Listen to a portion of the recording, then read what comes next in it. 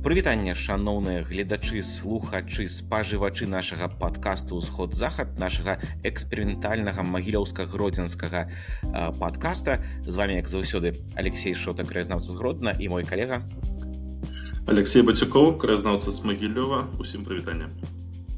Як мы і абяцалі, гэты выпуск мы пачнем з кароткага разбору тых некалькіх пытанняў, якія вы нам выслалі, пытанняў водгукаў. Дзякуй і чакаем на яшчэ. Як зараз з імі разбярэмся, то перайдзем да сённяшняй тэмы, якая насамрэч вельмі цікавая, і тэму, у прынцыпе, вось мой калега магілёўскі калісьці закінуў, калі мы такі планавалі гэтыя падкасты пра чыноўнікаў. Гэта ўсім цікава, таму дачакайцеся разбору пытаннічкаў. Іх не так шмат. Першы водгук, які мы атрымалі, гэта нават не пытанне, гэта такое сцверджанне, што Навагрудак, маўляў, больш сталічны за Гродна і Магілёў, калі казаць пра нейкія такія гістарычныя штукі. Ты ківаеш галавой вось так, раскажы, што не так. Ну, по-моему, няма ж дакладнасці ў гэтай інфармацыі, няма нейтральных і дакладных звестак, которые бы подтверждали, что вось Навагрудак быў абвешчаны, з'яўляўся сталіцай. Это нейкія познія узгадкі у матэрыялах, которые мелі паўлегендарны что-то такого характера. Ну, я шчыра скажу, сур'ёзна не разбіраўся з гэтай тэмы, но ведаю, такі вот ёсць, такое рэноме ёсць в этой тэмы. Так, я таксама так і чуў, але міф все ж таки, думаю, трэба прызнаць, дастаткова жывучы. Можа быць, дзякуючы школьнай праграме адукацыйнай нашай беларускай, ось не ведаю. Чамусьці ўсе, прынамсі выпускнікі школ часоў незалежнасці, так это дакладна выходзяць з такой свядомасцю, што Навагрудак першая сталіца ВКЛ. Мне падаецца, дагэтуль гэта захавалася. Ну, варта, конечно, пытанне гэта яшчэ раз паглядзець, так вось дакладна больш, адкуль взятая гэта інфармацыя, потому што я ведаю, што літоўскія гісторыкі абсалютна упарта сцвярджаюць, што нет, ніякі не Наваградак, і ў іх ёсць на гэты контраргументацыя, надо проста паглядзець. Так што пад пытаннічкам, я б так сказаў, наконт Наваградка. Дзякуй за гэты каментар. Спадзяюся, не пакрыўдзілі мы чалавека, які яго пакінуў. Мае права так думаць. Наступны канкрэтна табе быў каментар. Гэта ўсё і да першага. Так? По папярэднім каментарі, так мы ж, да, і поласк мы, конечно, праігнаравалі абсалютна так это. Давай пагодзімся. Ну так, незаслужана. Пакрыўджаных много. Много, да, тураў, таксама. В прынцыпе, у нас быў такі этап, калі у нас кожны, вельмі шмат было такіх гарадоў, которые былі цэнтрамі пэўнай дзяржавы, пэўнага дзяржаўнага ўтварэння. Давыд гарадок быў цэнтрам, быў Труцк быў цэнтрам, зараз гэта вёсачка з шыкоўным гарадзішчам, там такое гарадзішча просто... Ну, мы больш размаўлялі менавіта пра такую сучасную канцэптуалізацыю, ці ўспрымаюць сёння вось гэтыя месцы як такія месцы з налётам сталічнасці, такім сталічным флёрам. І я думаю, што все-таки Давыд гарадок, малаверагодна. Я пра такое не чуў. Гэта ўсё у нас, я так, калі не зразумелі гледачы, слухачы, што пытанні да самага першага выпуску, які тычыўся тэмы сталічнасці, такой вынаходніцтва гродзенскай і магілёўскай сталічнасці. Другое пытанне было канкрэтна да цябе, я зачытаю яго. Алексей, чаму вы не пазначылі пра стаўку цара, пра кафедральны сабор Расійскай імперыі, пра тое, дзе нарадзіўся белы рух, пра правядзенне фестывалю духоўнай музыкі, пра залаты, напісана Шнягер. Я так разумею, што это нейкі жарт. Шнягер. Ну, конечно, калі б мы не былі абмежаваныя па часе, калі б самі сябе не абмяжоўвалі, маглі б казыряць як бы ўсімі фішкамі свайго горада, то спіс быў бы аграмадны і ў мяне, і ў Алексея. Стаўка. У Барановичах таксама была стаўка царская. Адпаведна, як бы стаўка — гэта месца, дзе знаходзіцца вымушаны знаходзіцца цар, у той момант это быў цар, імператор, кіраўнік войска у час вайны. Гэта не яго уласны выбар, да, што вот нет, мне надакучыў Петербург, Москва, это... Толькі Магілёў. Так. Яго туды загналі, можна сказаць, гэта як бы, такое... Да, стаўка была, она, пэўны, конечно, след пакінула, будынкі выкарыстоўваліся, эксплуатаваліся па-іншаму, яны эксплуатаваліся так, а потым сталі іначай, там быў дом губернатара, потым там стаўка размясцілася. но, каб, знаете, что-нибудь такое спецыяльна пабудавалі вот у часы знаходжання і потым гэта вот уже таким вот было бы утваральным для пэўнай прасторы гарадской элементам, то такога мы не знаходзім, не заўважаем. Ну так, у Магілёў сцікаліся цэнтры увагі, ну ён быў у цэнтры увагі, сюды сцікаліся людзі, сюды сцікаліся ну такія цэлыя людскія, ну тоже паўтараюся, людскія потокі па сваіх інтарэсах. Так, тут узнікла белы рух узнік і тут, і ў Быхаве. Адсюль вось з гэтых з нашых тэрыторый потым яны раз'язджаліся, каб узначальваць розныя там добровольческія арміі і так далей. Што ж да кафедральнага сабора? Ну так, ну акрамя кафедральнага сабора, калі быць больш паслядоўным, то надо вспомнить Магілёўскую праваслаўную епархію, которая паўстала ў 1634 годзе ў Магілёве у альтэрнатыву полацкай епархіі, которая тады перайшла ва уніяцтва. Магілёўская праваслаўная епархія мела у сваёй назве слова беларуская. Беларуская для 1634 года гэта была навінка. Тады гэтае слово мала было, ну, як мала асацыявалася менавіта з нашымі землямі, а вось такая фіксацыя, як мяркуюць некаторыя даследчыкі, паспрыяла таму, што слово Беларусь пачало актыўна ўжывацца ў дачыненні да нашых земляў. Значыць, беларусы паходзяць з Магілёва, да? У Магілёве з'явіліся першыя беларусы. У 17 стагоддзі магілёўскіх купцоў у маскоўскіх крыніцах часта называюць купцы-беларусцы. Гэта мы бачым, гэта мы назіраем.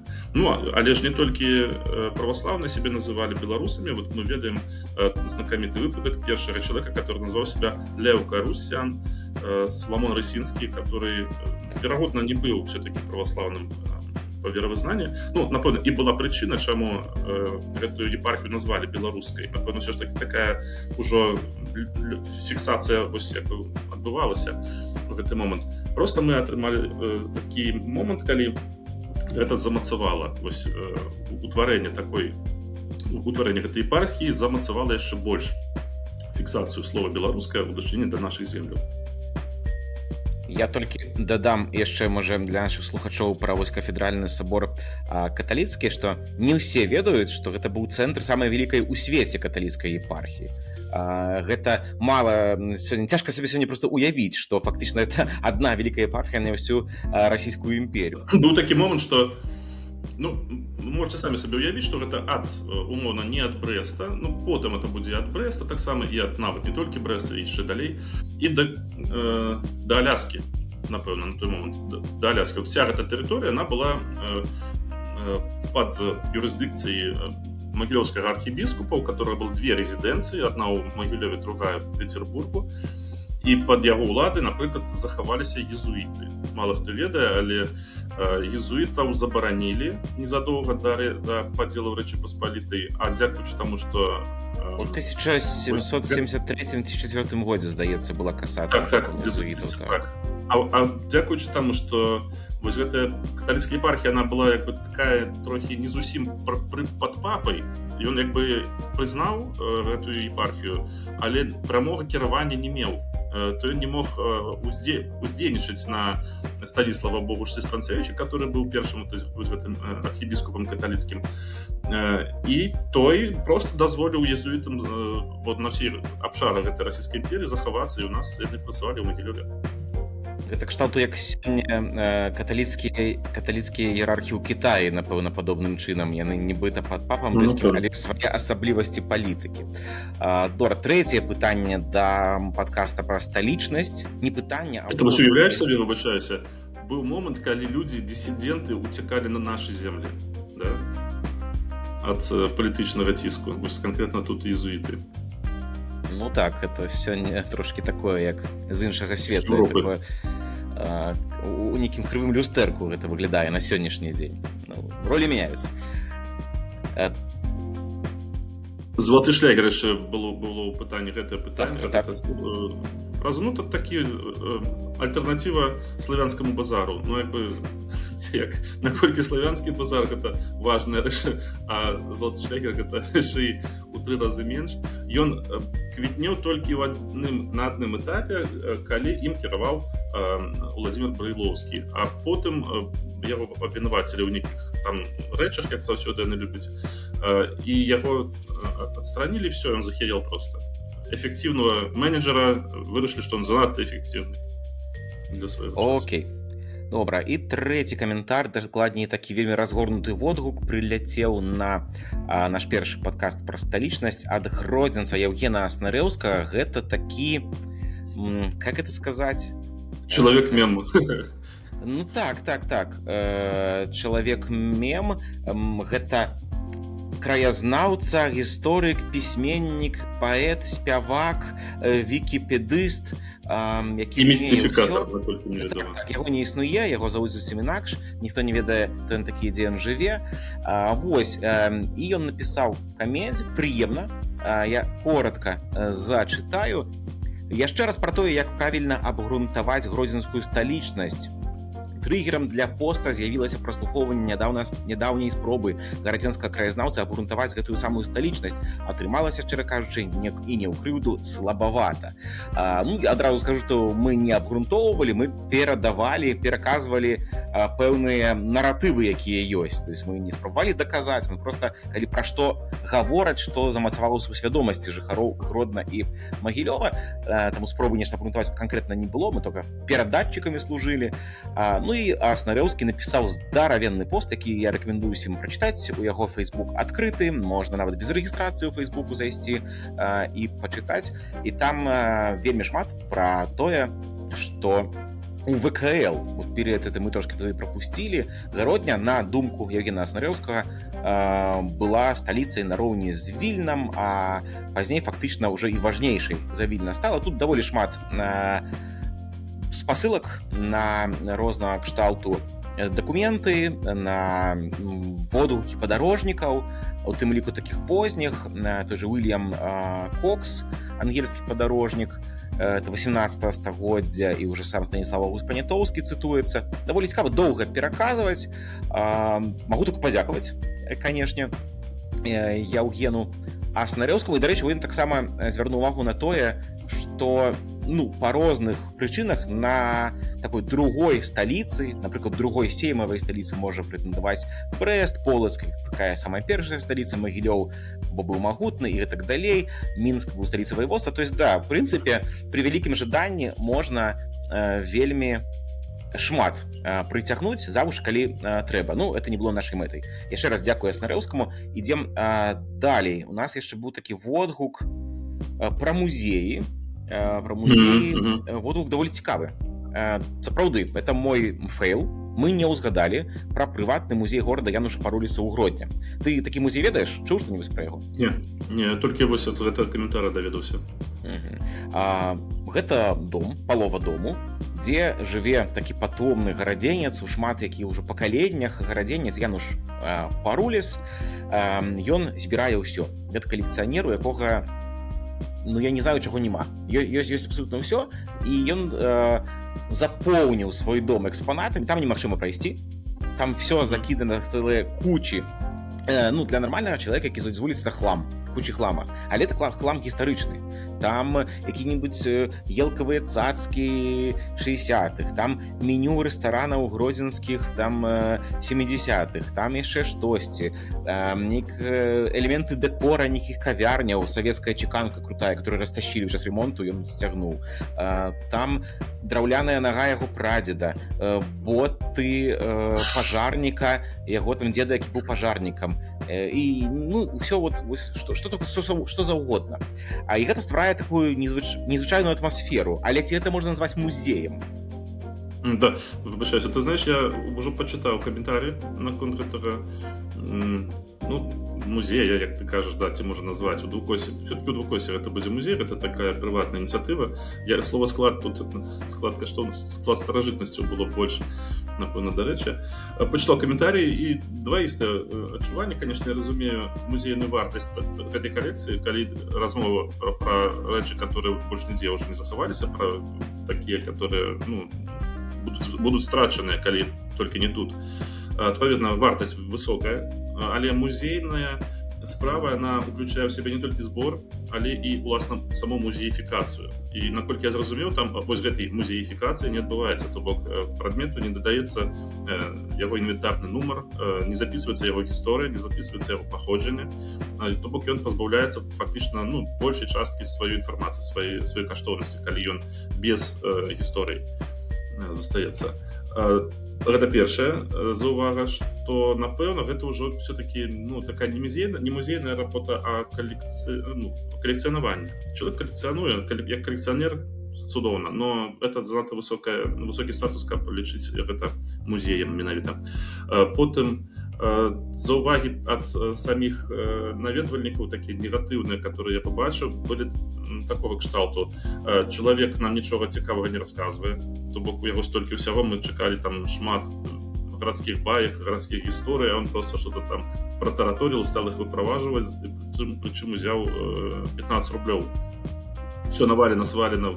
Это не музей, а свалка, где все гниет, мыши там лазят, там, значит, паутиной все обросло. Немагчыма прайсці. Паломаная колонка JBL можа ляжаць побач з якім-небудзь там артефактам з 60-х гадоў, нікому не зразумела, як яны паміж сабою суадносяцца, што яны робяць разам побач. То бок экспазіцыйна ён, напэўна, все-таки не падрыхтаваны гэты аб'ект для наведвання. Это такія подбегам прагледжаныя каментарыі наконт гэтага музея. Конечно, таких свалак, прабачце, свалак, таких калекцый, таких размешчаных в одном доме, іх шмат. Это не толькі гэты чалавек так назваў, у яго свая асабістая гісторыя, гледзячы па ўсім, раз ён патомны. Але амаль што ў кожным горадзе ёсць свае барахолкі.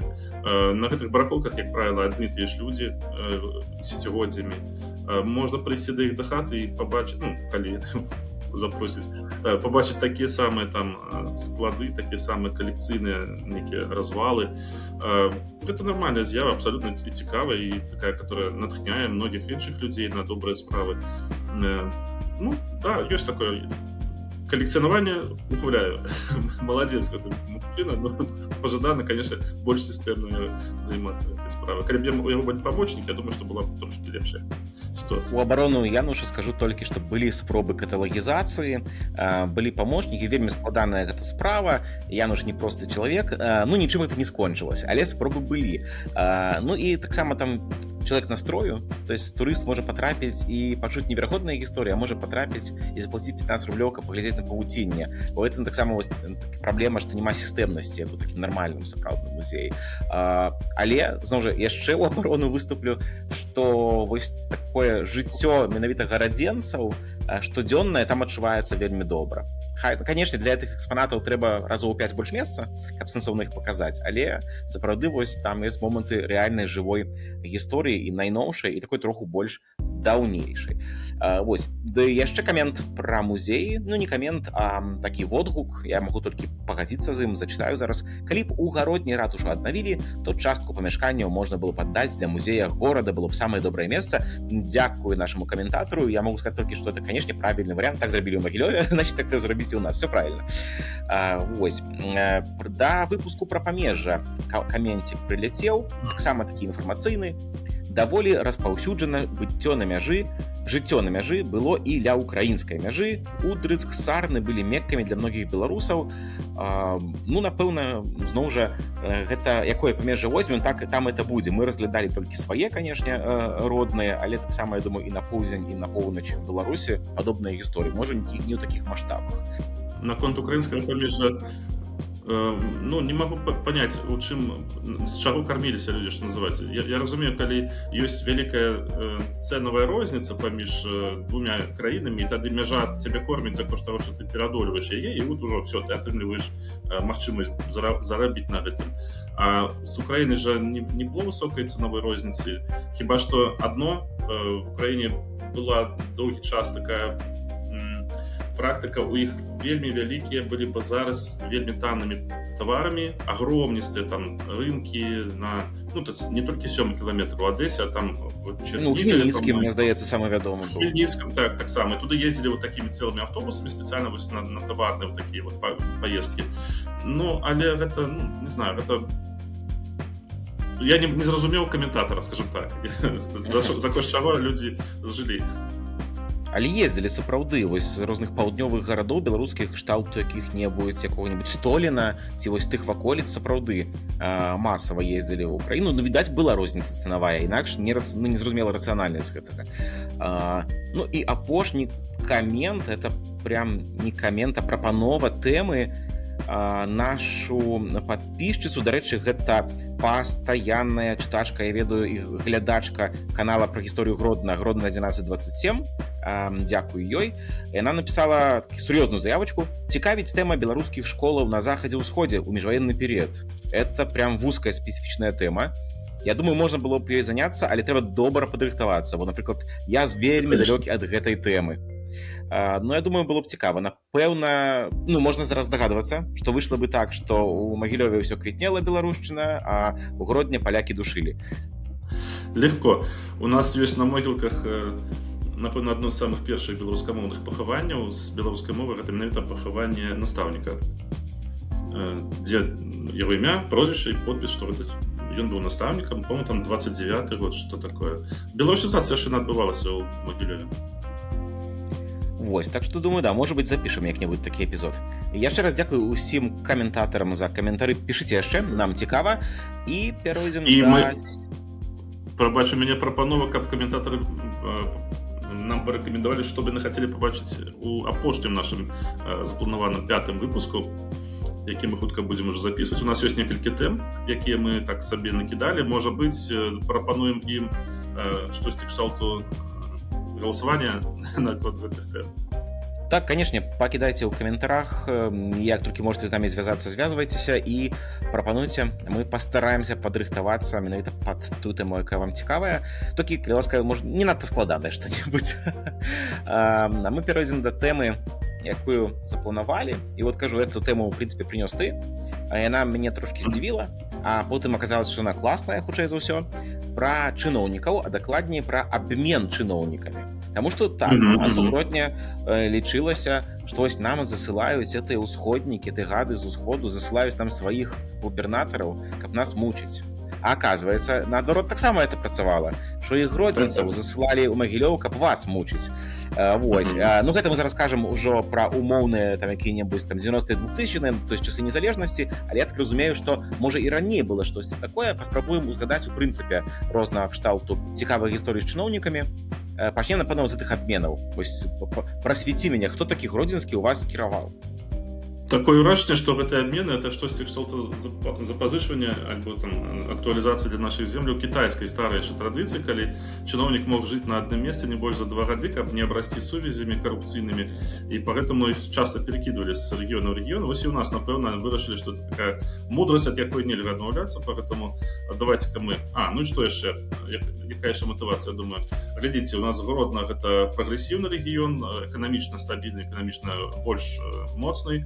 Надо его отправлять, людей отсюль, как менеджеров, отправлять в те регионы, где потребуются такие люди, такие кадры. Это, напэўна, галоўная матывацыя, што вось чаму гарадзенцы прыязджалі да нас, да магілёўцаў. Наогул, па магілёўскіх чыноўніках, у чынавенскай сферы магілёўцы гэта асобая каста, наколькі мне вядома. У Менску так это лічыцца як бы таким клеймом. Калі ты чыноўнік з Магілёўшчыны, то явно тебе будуць прапіхіваць усюды, потому что, усюды в Магілёўскай области прапіхіваюцца шклоўскія, да? У Мінску прапіхваюцца магілёўскія. То бок это будуць людзі, якія хутчэй за ўсё, такія пусцім павалюся, але як бы іх куда-то пристроить надо. Без их... Это некая такая клановость кшталту? Да. Ну и, як бы сказать, у них вельми легкая карьерная лестница. Праз своих, праз знаёмых сяброў, которые все там со шклова нярэдка. Так а может быть, табе трэба было ў чыноўнікі ісці? Не ў дырэктара. Так я ж быў. Спрабаваў амаль што. Я жартую, я чыноўнікам не быў, у кадровым резерве я не састаяў. Это выпадкова амаль што я стаў кіраваць музеем у свой час. Не выпадкова. Я падаў сваю кандыдатуру, і яна аказалася больш падышла, чым астатняя кандыдатура. Я выйграў выбары. Вось, а наконт таго, ты пытаўся, якія гарадзенскія чыноўнікі пабывалі ў нас, варта было б, канешне, у першую чаргу згадаць самага знакамітага гарадзенскага чыноўніка. Ну, па легендзе ён гарадзенскі, а па іншай легендзе дык ён наогул пазашлюбны отпрыск імператарскі. Гэта Дамбавецкі, Александр Дамбавецкі, па-мойму, ён паходзіць з гарадзенскай шляхты. Вот для афіцыйнай біяграфіі. Ён падняў магілёўскую губернію. Калі ён... Это якія гады? То есть, это 19 стагоддзе, так? 1850-е, 70-е, 60-е, 80-е, 60-80-е. А сам ён дажыў аж да рэвалюцыі, дарэчы. Ён в Петербурзе выкупляюцца яго следы ў 1918 годзе. Мы змаглі знайсці, што ён рэгіструецца ў 18 годзе ў Петербурзе. Ну, мы ўжо здагадваліся, як закончыўся, хутчэй за ўсё, яго жыццёвы шлях. Дык вось, Дамбавецкі ён падняў Магілёўшчыну. Калі ён заступаў, то гэта быў чахлы такой даволі рэгіён, а пасля ён ужо перадаваў такую больш-менш эканамічна стабільную губернію свайму заступніку. У Магілёве, у сучасным Магілёве Барыс Васильевич Батура з Градзеншчыны, па-моему, з Валкавыска. Адзін з самых знакамітых магілёўскіх губернатараў у Дукосі, старшыня аблвыканкама. Прычым, па-мойму, гэта чалавек, якога Лукашенко нават паважаў і, можа, нават зараз яшчэ паважае. Ну так, это з сур'ёзнай павагай ставіўся, наколькі невядома, вось на тыя часы, калі той кіраваў, да 2008, па-мойму, года Батура ў нас кіраваў. Потым... Так, я правёў зараз хуценькі рэсёрч, сапраўды з Валкавыску. Маеш рацыю. Потым у нас есть такі дзіўны выпадак з чыноўнікам з адным. Ён у вас у Гродні трошачкі зусім засвяціўся, літаральна там прамільгнуў. Ён сам з Меншчыны, з Дзяржынска. Ён быў прадстаўніком Лукашэнкі па Гарадзенскай вобласці на працягу 1 года, па-мойму, усяго. І яго паставілі старшынёй Магілёўскага аблвыканкама Владзімір Даманеўскі. Вы ўсе яго ведаеце цудоўна, потому што гэта той самы высокі, это самы высокі высокапастаўлены чыноўнік, які паляцеў пасля знакамітай гісторыі пра абасраных кароў. Прабачце. Так, Менавіта ён быў старшынёй аблвыканкама, менавіта ён пазбавіўся гэтай пасады. А што тут такога для мяне асабліва такое, што шакіруе вось у гэтай гісторыі? Мы зараз ты ж нідзе не пабачылі гэтага чалавека, нідзе у публічнай прасторы яго нідзе не всплыла яго фігура з таго часу. А мае знаёмыя і былыя калегі мне расказалі, што з розных крыніц яны ўпэўненыя, атрымалі інфармацыю з розных крыніц, што ён скончыў жыццё самагубствам. Вот пасля гэтай гісторыі. Так гэта, зноў жа, я тут прагаваруся абавязкова, што гэта не факт, гэта не абавязкова. Гэта я пачуў ад людзей, которые з'яўляюцца крыніцамі інфармацыі ў пэўным сэнсе, ніякіх доказаў гэтаму у мяне няма. Але вось я распытваў потым іншых, мне паціскалі плячыма, не ведаем. Прайшла такая інфармацыя пра яго. Это нонсенс, это, погодите, чтобы старшыня аблвыканкама вот так закончил, это гаворыць пра сістэму. Нечакана было пачуць, канешне. Так, это, значит, 19 стагоддзе. Вось я паглядзеў, хто быў губернатарам тады ў нас з такіх цікавых асобаў. Першую палову 19 стагоддзя з большага гэта былі адносна мясцовыя людзі, так, кшталту той жа Францішк Саверый Друцкі-Любэцкі, быў там адзін Урсын Нямцевіч, коротка, трохі больш за год, Бутаў Танжайковіч, таксама гэта ўсё нашы, скажем так, людзі, але цікава, то есть, это выхадцы ці з Гродзенскай губерніі, з шляхты, ці нейкі любым заходні. Але скажу пра цікавую гісторыю. Быў такі віцэ-губернатар Максімовіч. У цэнтры Гродна зараз ёсць палац Максімовіча, гэта там рэстаран «Каралеўскае паляванне». Гэта частка аблвыканкама, это будынак аблвыканкама, былая сталука аблвыканкама. І вось гэты Максімовіч у гісторыю перайшоў тым, што пабудаваў ты палац, толькі за якія грошы. Так, за грошы карупцыйныя. Бо увесь пачатак, першыя гадоў 20 19 стагоддзя у гродзенскай губерніі былі адзін за адным скандалы карупцыйнага характару. Вось пра них пісаў гісторык Алесь Радзюк, вельмі цікава, можна пачытаць. Напрыклад, ужо самы першы губернатар гродзенскай губерніі, як толькі яна з'явілася ў 1801 годзе, быў такі Дмітрый Кошалеў, і он верагодна явно пособнічал кантрабандзе, пісаў Еўстафій Арлоўскі, та іншы такі гісторык 19 стагоддзя. Вось, а быццам бы чыноўнік, які эту схему раскрыў, быў пазней атручаны зацікаўленымі асобамі. Ну, гэта было 200 гадоў таму цяжкавата казаць, было так ці не было, толькі то, што дайшло да нас. А вось Анджейковіч той быў віцэ-губернатарам у губернатара Карла Лашэрна, і калі высветлілася, што Лашэрн краў грошы, ну, яго звольнілі, Анджейковіча ўжо паставілі не віцэ, а звычайным губернатарам. А ён, навучаны сваім папярэднікам, быў у тэме і быў у долі, відаць, ён пачаў сам красці. У них былі вельмі прымітыўныя схемы, проста яны забіралі грошы з пулу грошаў, якія з падаткаў ішлі. То есть, ну, банальна, са сплочаных падаткаў сабе забіралі частку. Вельмі прымітыўная схема, і працавала настолькі добра, што яна дзейнічала, зараз тут мне было напісана, 7 гадоў эфектыўна, і вось гэты палац у цэнтры Гродна, палац віцэ-губернатара, пазней губернатара Максімовіча, мясцовага чалавека, пабудаваны цалкам за скрадзеныя грошы. То есть такі помнік карупцыі. Вось ён інакш не мог сабе пабудаваць гэты палац. І мне падаецца, гэта нават так сімвалічна і прыгожа, што дагэтуль гэты будынак належыць да сістэмы аблвыканкама, там засядаюць, там абедаюць, ці там снедаюць, калі рана прыходзяць на працу чыноўнікі аблвыканкама. І штосьці ў гэтым ёсць, то есть такі помнік карупцыі. Вось, і тады... Да, вось тады ў 1820-х у сувязі з гэтым фактычна гродзенская губерня стаяла на скраі банкрутства. То есть настолькі бюджэт быў расцягнуты губернскі. Вельмі цікавая гісторыя. Вось, але акурат хацеў сказаць, што слядоў магілёўцаў я асабліва не знаходжу, прынамсі, у той час у Гродні, у тых высшых колах. У нас гісторыя, якую ты расказваеш, абсалютна аналагічная, толькі маштаб трошкі больш такі салідненькі атрымаўся выпадкова.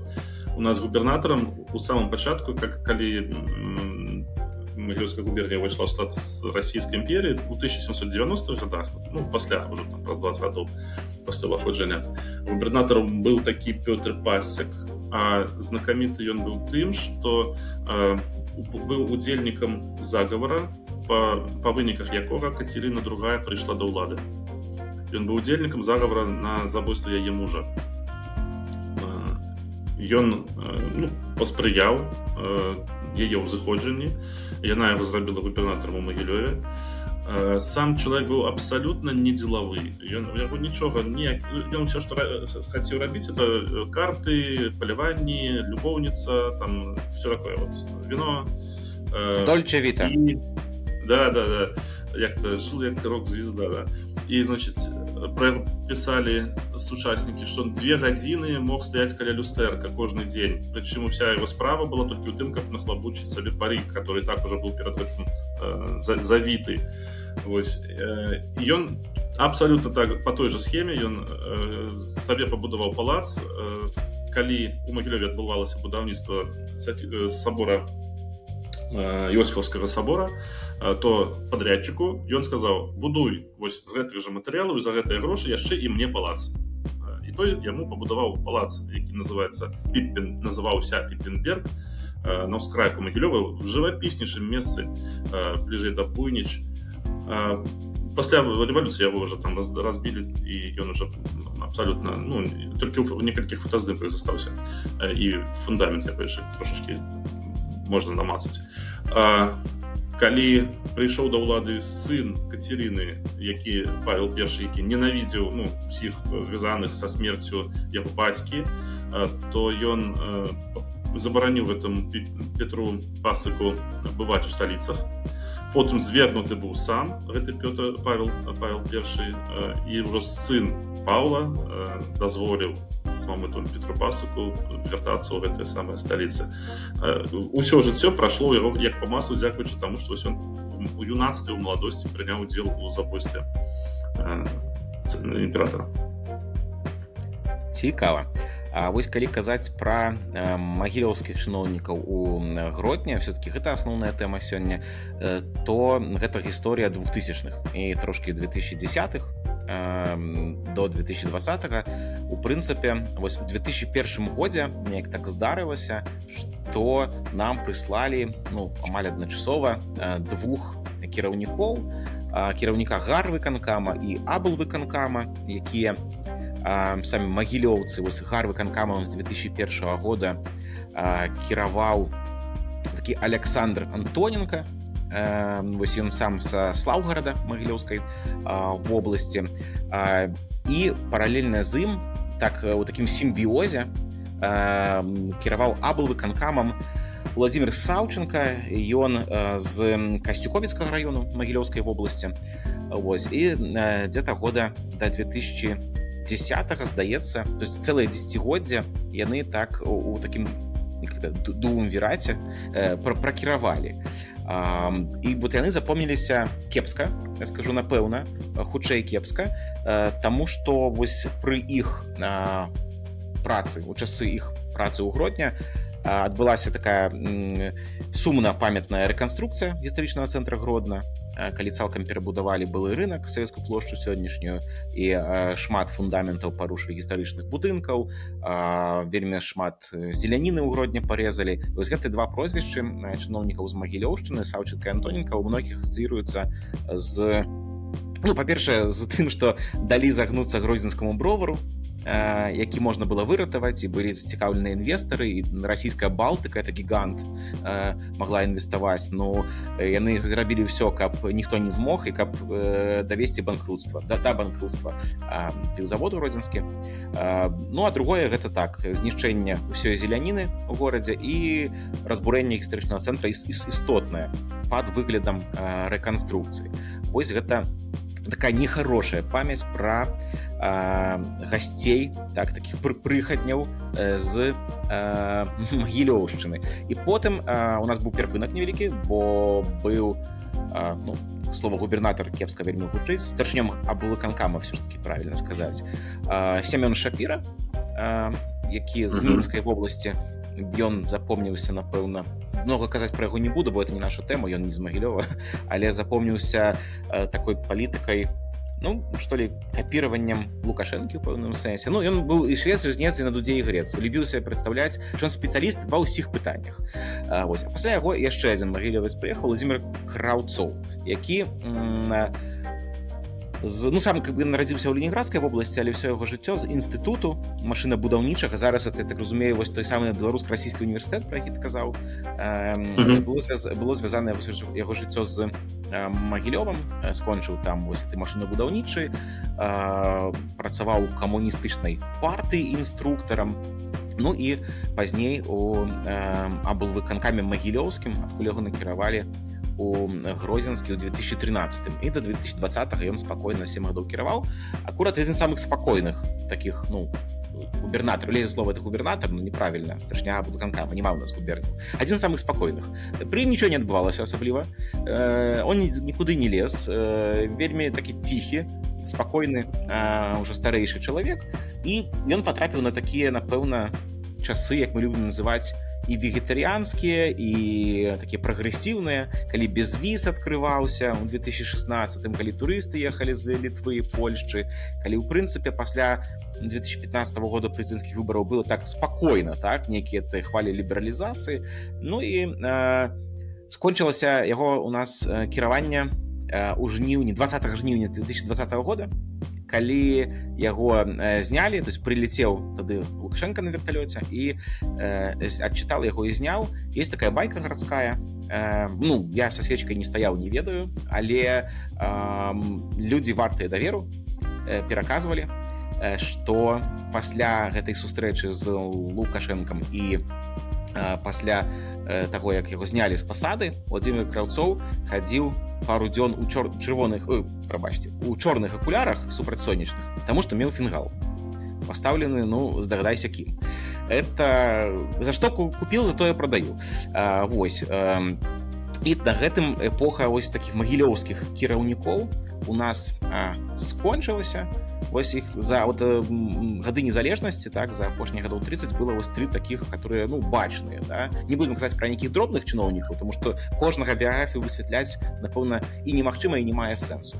Але вось 2 кіраўнікі аблвыканкама, 1 кіраўнік арвыканкама, іх хутчэй заўсёды ўспрымаліся яны ў Гродні не вельмі добра. Ну, это не хочу нічого кепскага сказаць пра Магілёў, але заўсёды лічылася, што іх прысылаюць, каб не даць мясцовым кіраваць. Што, мол, такая палітыка, мясцовыя не павінны быць кіраўнікамі, мусяць вось аддэлегаваныя з дальніх губерній. Ну, не ведаю, наколькі. Як ты думаеш, это реально такая палітыка праводзіцца? Ну, я думаю, что недовер есть у Лукашенко до заходних чиновников с заходних регионов. Он лічыць, напэўна, что их эффективность трэба применять чисто такой вот, як технократу, трэба выкарыстоўваць у усходніх рэгіёнах, якія больш адсталыя, але ідэалагічна ім давяраць, напэўна, нельга. Думаю, нейкая такая пазіцыя. Наконт падбітага вока фінгала я таксама чуў гэтую гісторыю, это, напэўна, шырока разышлася. А яшчэ, знаешь, что я зараз так чекнул, и оказалось, что есть еще один чиновник с Городни, который великое значение имел и мае зараз для Могилева и Могилевщины. Это Валерий Малашко. Валерий Анатольевич Малашко, и он пэўны час был моим особистым, ну, не особистым, не прямо прямым, а кіраўніком моей вертикали, до якой я подпарадкаваны был. Тому что я з ім, ну, так, доволі добра знаёмы, ведаю яго. А цікавы, як чыноўнік, мне ён вось чым. Ён трапіў у анекдотычную просто ситуацию, калі яго пераблыталі і прызначылі не тем міністрам. Можа, ты чуў такую гісторыю? Як это можа быць? Ну, вот такое бывает у нас, оказывается. Он сам нарадзіўся ў Гародні, он у Магілёве зарабіў кар'еру, стаў доктар, стаў намеснікам старшыні Магілёўскага аблвыканкама, і з гэтай пазіцыі, ну, па культуры і сацыяльнай сферы, з гэтай пазіцыі ён быў перасунуты на пасаду міністра па сацыяльным шутатам, па нейкіх сацыяльных пытаннях. Соцзащита ці нешта там, як это міністрам правильно? Сацыяльна, так, праца і сацыяльная абарона. Так, вось міністрам, а праз месяца не прайшло, а яго перакінулі і пераназначылі на пасаду міністра аховы здароўя. Ён сам доктар, яшчэ раз нагадаю. А як потым мне расказвалі, ну, людзі такія шапатцом передавалі, што пераблыталі яго імя. У нейкіх папках хотели призначить іншага чалавека, пераблыталі з ім, яго прызначылі, ну, як бы все падыходзіла, статус, там, биография, адукацыя, і подумали потом, блин, а может быть, мы не того взяли, и оказалось, что он повинен был быть министром аховы здароўя. Такія анекдоты рассказывали про яго. Но потым дзіўны выпадак, ён з міністэрскай пасады вярнуўся зноўку назад у тое ж самае крэсла намесніка старшыні аблвыканкама, роўна тым жа самым. Гэта зноў жа рэдкі выпадак, напэўна, ёсць нейкія асаблівасці ў яго прафесійных якасцях, што яго так раз і нет, лепш давай назад, там ты быў больш карысны. І ў 2020 годзе, раз уже мы узгадалі гэтыя ўсе падзеі, вось ён таксама засвяціўся, што ли,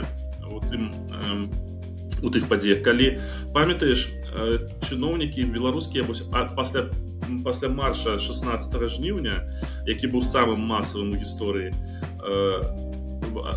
вырашылі правесці свой мітынг і паказаць, што ну, як бы, на ім яшчэ больш людзей будзе, чым на апазіцыйным, да? Ва ўсіх гарадах, абласных цэнтрах свозіліся аўтобусамі бюджэтнікі, іх там ахоўвалі па перыметру, чтобы они не разбегліся, напэўна.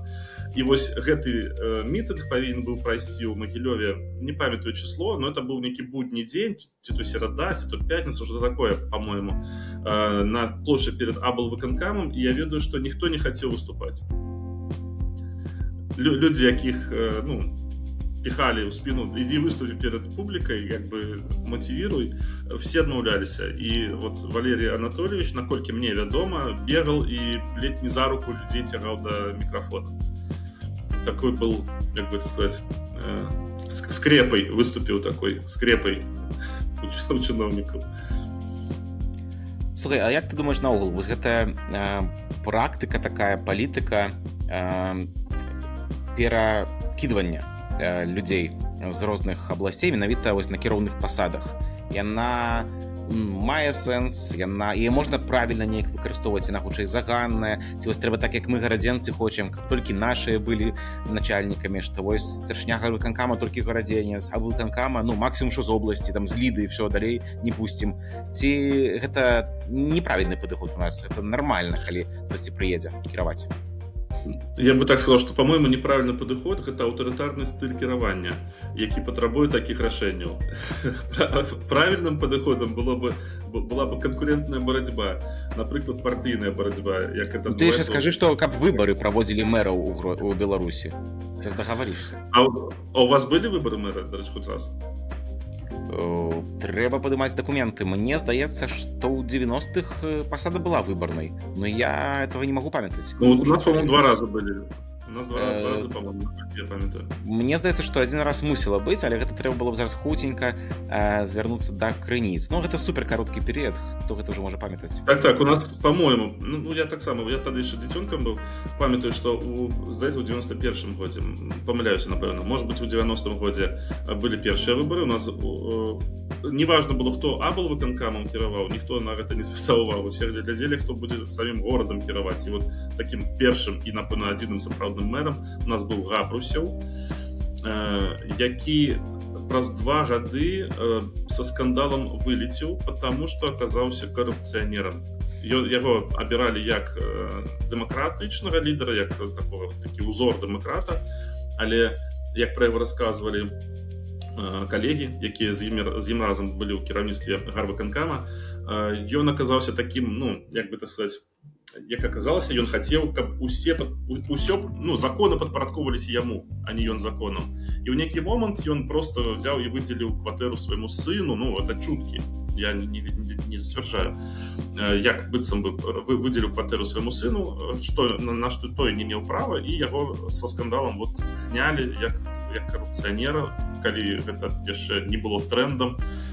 Ён заняў сціплую пасаду в прафсаюзе, по-моему, нейкім, ці в федэрацыі барацьбы, в федэрацыі дзюдо, здаецца, он заняў нейкую сціплую пасаду, і так вот усё жыццё, зараз он можа ўжо пенсіянер глыбокі, то усё жыццё там ужо прапрацаваў.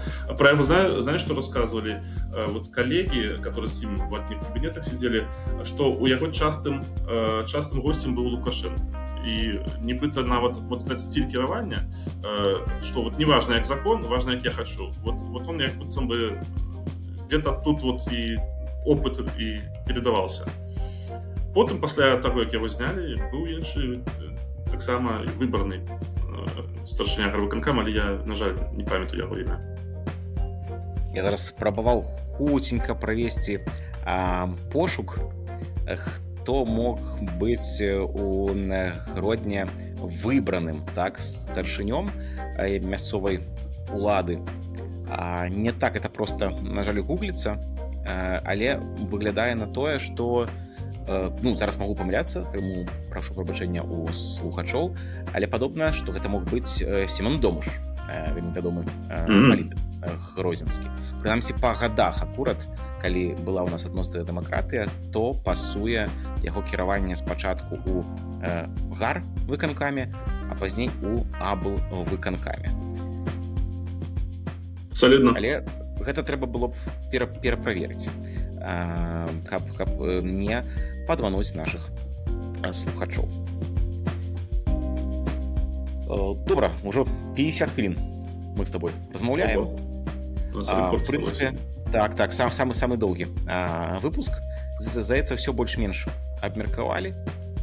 Зразумелі, як гродзенцы ўплываюць на Магілёў, магілёўцы на Гродна праз нейкія уладныя рычагі. І думаю, мне здаецца, мы прыйшлі да высновы, што не вельмі гэта добра, ўсё таму, што гэта прызначэнцы. І не так важна, ці ты магілёвец, ці гарадзенец, калі ты выйграў выбары мясцовыя, тады і окей, раз тебе выбралі гараджане. Хіба такая мусіць быць выснова? Так, я цалкам згодны. У нас заганная сама па сабе сістэма, она нейкая перавернутая з ног на галаву, і ну тут менять трэба все.